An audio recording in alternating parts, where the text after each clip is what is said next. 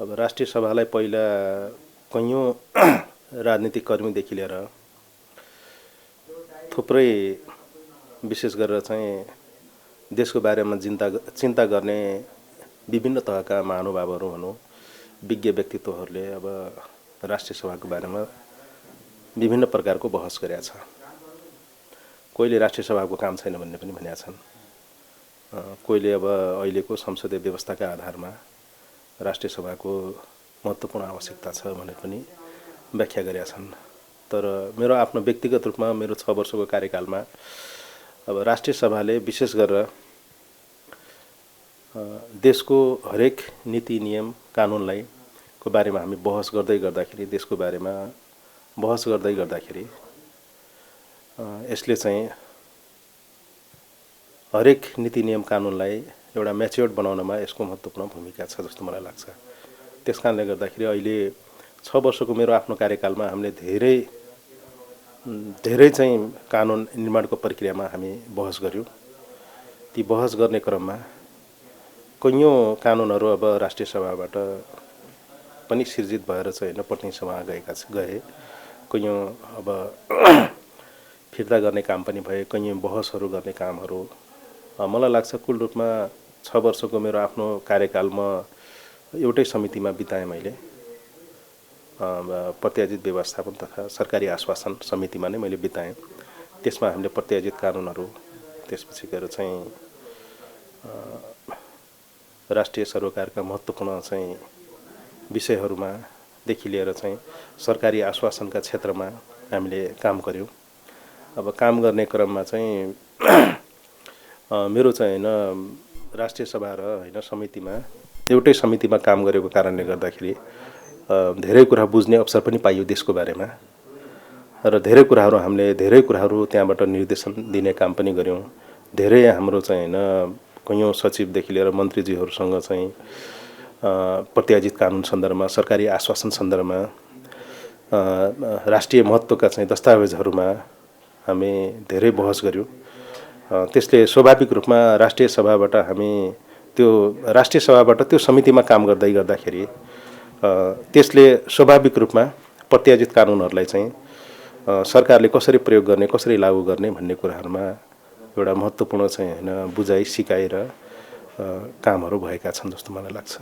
संविधानले एउटा निर्देशन दिइसकेको छ हैन, जस्तै प्रहरी समायोजन महत्त्वपूर्ण हैन, कर्मचारी समायोजनका कुराहरू थुप्रै छन् जसका कारणले गर्दाखेरि शिक्षामा, स्वास्थ्यमा सबभन्दा बढी चाहिँ विकराल असर परेको छ।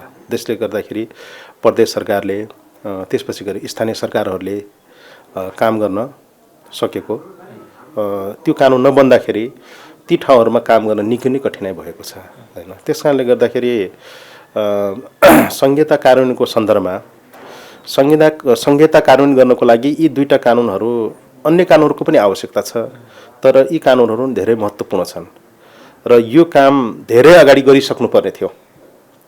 धेरै अगाडि यो काम गर्न नसक्दाखेरि कठिनाइ भएको छ। अहिले भर्खरै मात्र चाहिँ प्रधानमन्त्रीज्यूले चाहिँ हैन हामी यो छिटोभन्दा छिटो यसलाई कार्यान्वयन गर्दैछौँ भनेर चाहिँ हैन हामी अगाडि बढाउँदैछौँ भनेर भन्नुभएको छ। मलाई लाग्छ संहिता कार्यान्वयन गर्नको लागि चाहिँ यी दुईटा कानुनहरू महत्त्वपूर्ण छन्। यसलाई सरकारले ल्याउँछ होला।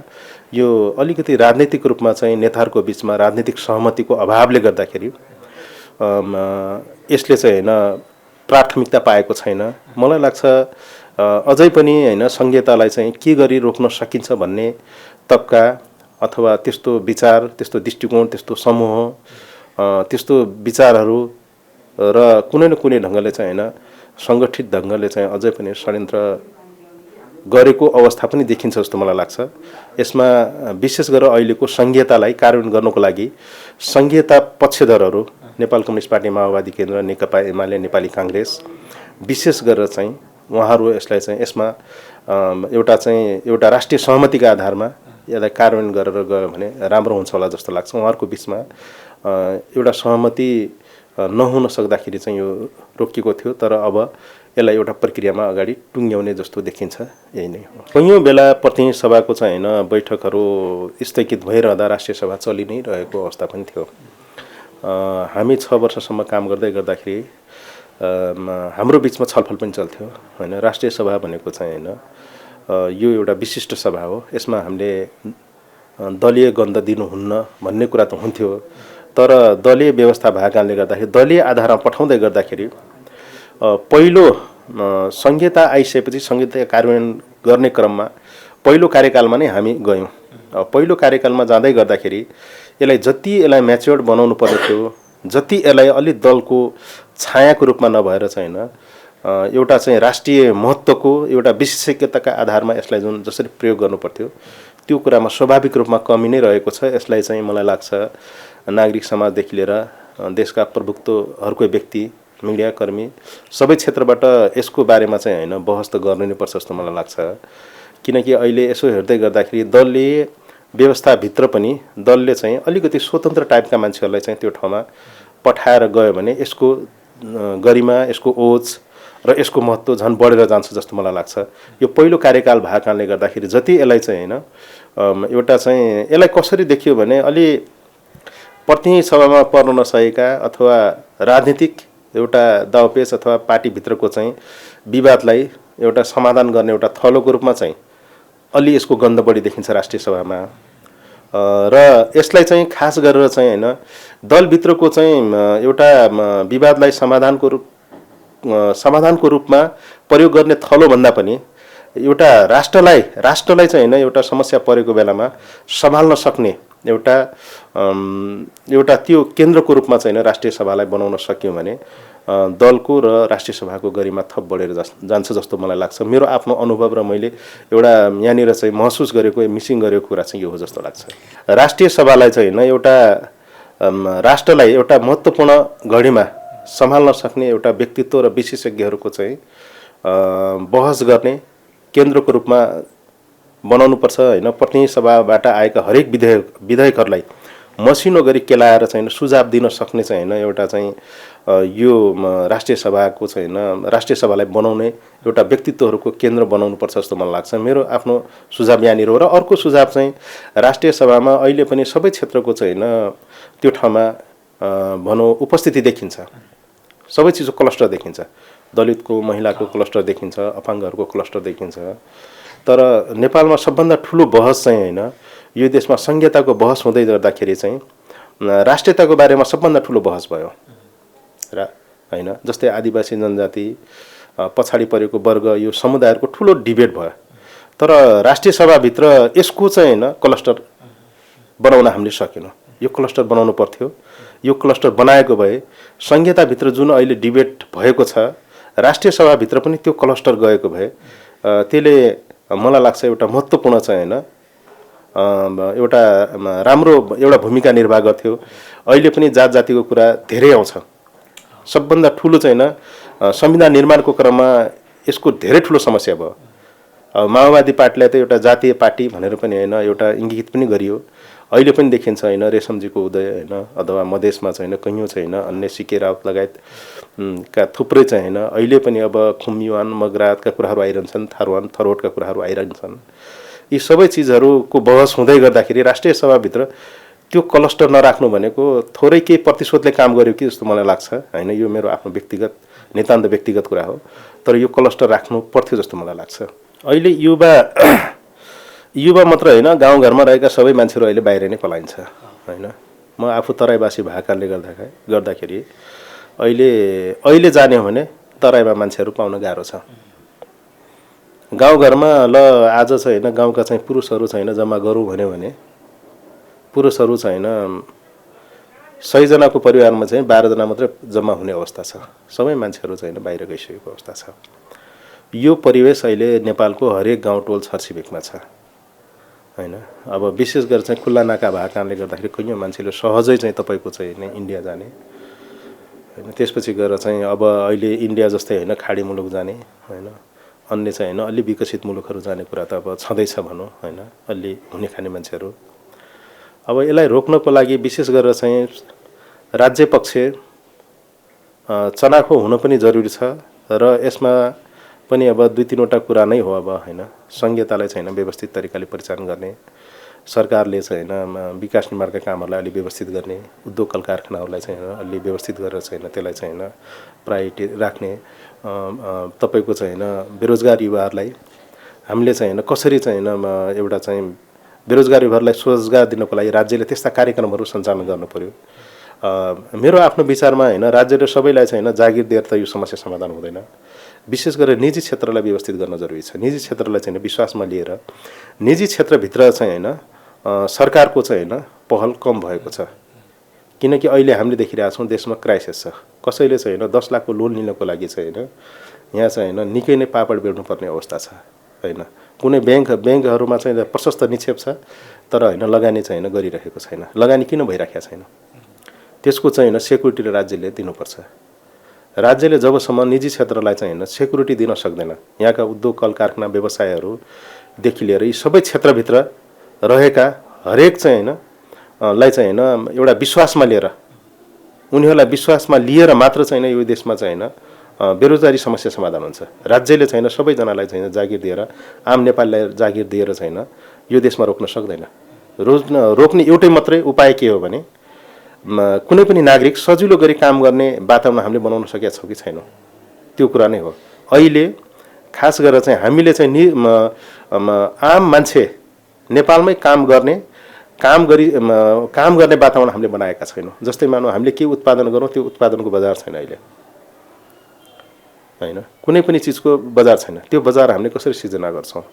त्यसकारणले गर्दाखेरि निजी क्षेत्रलाई विश्वासमा लिएर निजी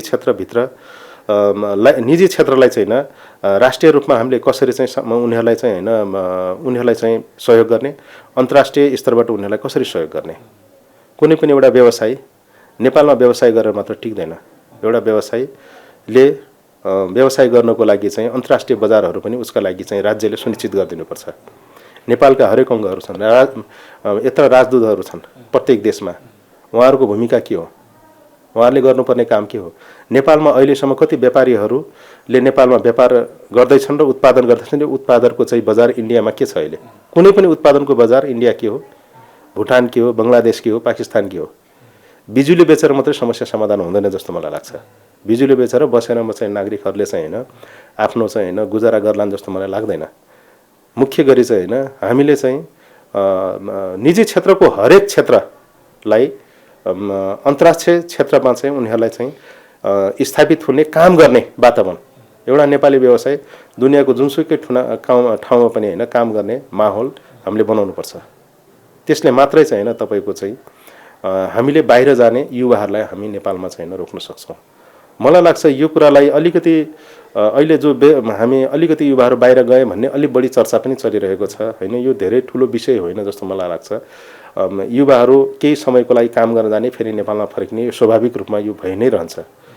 तर खास गरेर चाहिँ देशलाई एउटा स्टेबल बनाउनको लागि के निश्चित एउटा महत्त्वपूर्ण विषय चाहिँ हामीले जसरी चाहिँ होइन व्यावसायिक सुरक्षाको अनुभूति पनि हामीले गर्न सकेका छैनौँ। त्यसले गर्दाखेरि पनि अलि बढी पलायनता बढिराखेको छ। त्यसकारणले गर्दाखेरि बाहिर जाने र नेपालमै रोजगारी गर्ने यी दुईटा चिजको ब्यालेन्स हामीले गर्नैपर्छ। बाहिर रोजगारी गर्न पनि जानुपर्छ तर आफ्नै देशमा चाहिँ होइन व्यवसाय गरेर सहज तरिकाले काम गर्न चाहने मान्छे बाध्य भएर पनि गइरहेछ कैयौँ मान्छेहरू होइन। काम गर्ने माहौल नभएर जाने कुरा आफ्नो ठाउँमा छ होइन। भनाइ मतलब काम गर्ने माहौल हुँदाहुँदै जाने कुरा आफ्नो ठाउँमा छ तर यहाँ त कस्तो भयो भने कामै गर्ने माहौल देशमा भएन भन्ने चर्चा अलि बढी पाएको छ। त्यसकारणले गर्दाखेरि राज्यले चाहिँ होइन ध्यान दिनुपर्ने कुरा चाहिँ आफ्नो देशमा चाहिँ प्रशस्त रोजगारीको छैन सिर्जना गर्नको लागि चाहिँ निजी क्षेत्रलाई चाहिँ विश्वासमा लिएर रोजगारी सिर्जना गर्ने र त्यसपछि गएर त्यति गर्दा पनि बाहिर जान त छुट्दैन। फेरि पनि एक थरी मान्छे बाहिर गएर पनि त काम गर्न चाहन्छ, त्यो बाटो पनि हामीले सहज बनाउनुपर्छ। र अहिले चाहिँ हाम्रो चर्चा चाहिँ बढी के भएको छ भने बाहिर चाहिँ नेपालमा कुनै स्थानै रहेन हाम्रो काम गर्ने, त्यस कारण हामी जाँदैछौँ भन्ने बढी चर्चा पायो। त्यसैले यो चर्चा चाहिँ घटाउनुपर्छ जस्तो मलाई लाग्छ। विश्व शान्ति सम्झौता हैनलाई चाहिँ हैन एउटा निष्कर्षमा पुर्याउनु पर्ने हो अहिलेसम्म, तर अहिलेसम्म चाहिँ हैन यो पुर्याउन सकेको छैन हैन। अब माओवादीको नेतृत्व नै अब तेस्रो पटक अहिले चाहिँ प्राइम मिनिस्टर भइसक्नु भयो हैन। अहिले पनि चर्चाको विषय नै बनेको छ। तर अब यो यसमा को जिम्मेदार भन्दाखेरि चाहिँ राजनीतिक दलहरू नै जिम्मेदार हुन्, किनकि नेपाली कङ्ग्रेस, नेकपा एमाले, नेकपा माओवादी बिचमा नै यो सहमति भएर विशेष शान्ति सम्झौता चाहिँ होइन टुङ्गोमा पुर्याउने भन्ने सहमति भएको थियो। तर यो 6-7 महिनामा टुङ्गिन्छ भन्ने त्यतिखेर टुङ्गिन्छ भन्ने कुरा आज चाहिँ होइन 18-19 वर्षै भइगयो भनौँ, तर पनि होइन यो चाहिँ होइन विशेष शान्ति सम्झौता टुङ्गोमा पुगेको छैन। विशेष शान्ति सम्झौता टुङ्गोमा नपुग्नुको मूल कारण मलाई कस्तो लाग्छ भने होइन अझै पनि होइन यो खास गरेर चाहिँ यसको पछाडि चाहिँ राजनीतिक सन्तुलन मिल्न नसकेको कारणले गर्दाखेरि विशेष शान्ति सम्झौता नटुङ्गेको कि जस्तो पनि लाग्छ। र अहिले फेरि चर्चाको एउटा विषय बनेको छ होइन दिनहुँ जसो चाहिँ मलाई लाग्छ यसको बारेमा चाहिँ छलफल चलिरहेको छ। अहिले सत्यनिरूपण तथा मेलमिलाप होइन आयोगको माध्यमद्वारा यो समस्या समाधान गरेर चाहिँ विशेष शान्ति सम्झौतालाई एउटा टुङ्गो पुर्याउने भनेर अहिले भर्खरै मात्र पनि यो सदनमा चर्चा चलिरहेको छ। मलाई लाग्छ अहिले यो निकट भविष्यमै ढिलो चाँडो अध्यक्ष कमरेड प्रचण्ड होइन अथवा अहिलेको तत्कालीन प्रधानमन्त्री पुष्पकमल दाहालकै नेतृत्वमा अहिले यो बिचमा चाहिँ होइन एउटा टुङ्गो पुग्छ जस्तो मलाई लागेको छ। र यो छलफल अहिले राजनीतिक दलहरूको बिचमा एउटा सकारात्मक ढङ्गले चाहिँ चलेको चाहिँ बुझिन्छ। यसलाई टुङ्गो पुर्याउनेतिर जान अब यसमा को दोषी भन्ने भन्दा पनि सहमति नेताहरूको बिचमा सहमति नहुँदै जाँदै गर्दाखेरि चाहिँ यो एउटा चाहिँ समस्या समाधान नहुन सकेको यो महत्त्वपूर्ण कुरा हो। माओवादीको लागि त यो झन् अझ एउटा टुङ्गोमा पुगोस् होइन। विशेष गरी यसको विशेष असर चाहिँ होइन तत्कालीन भनौँ विद्रोही पक्ष अथवा माओवादी केन्द्र र सरकारसँग चाहिँ जोडिएको एउटा महत्त्वपूर्ण चाहिँ होइन यो एजेन्डा हो। यसलाई टुङ्गोमा नपुर्याइकन यसले स्वाभाविक यसले पनि एउटा चाहिँ देशलाई एउटा दिगो विकास र दिगो बनाएर अहिलेको संहितालाई दिगो बनाउनतिर नदिनुको मूल कारण पनि मलाई लाग्छ यसको पनि कुनै न कुनै तरिकाले हात छ। यसले गर्दाखेरि राष्ट्रिय अन्तर्राष्ट्रिय रूपमा यसले कुनै न कुनै प्रकारको चाहिँ होइन शक्ति सङ्घर्षमा यसले चाहिँ होइन एउटा चाहिँ कुनै न कुनै अडचनहरू ल्याइराखेको हुन्छ। कानुनी होइन अन्तर्राष्ट्रिय कानुनी अडचनहरूदेखि लिएर हरेक चिजहरूमा यसले कुनै न कुनै चाहिँ डिफेक्ट ल्याइरहेको छ। त्यस कारणले गर्दाखेरि देशको निमित्त पनि यो विशेष शान्ति सम्झौतालाई चाहिँ हामीले टुङ्गोमा पुर्याउनुपर्छ होइन। यो देशको विकासको लागि संहितालाई तपाईँको चाहिँ होइन यसलाई स्थायित्व गर्नका लागि पनि यो शान्ति सम्झौता महत्त्वपूर्ण चाहिँ होइन आवश्यकता छ टुङ्गोमा पुर्याउन। र नेताहरूले यो ढिलो चाँडो अब यही वरिपरि अब हामी त सदनबाट बिदा लिइरहेछौँ होइन। अब आउने चाहिँ होइन कार्यकाल पुरा गर्ने अब आउने माननीयज्यूहरूदेखि लिएर चाहिँ यसलाई एउटा टुङ्गोमा सायद पुर्याउँछन् जस्तो मलाई लाग्छ।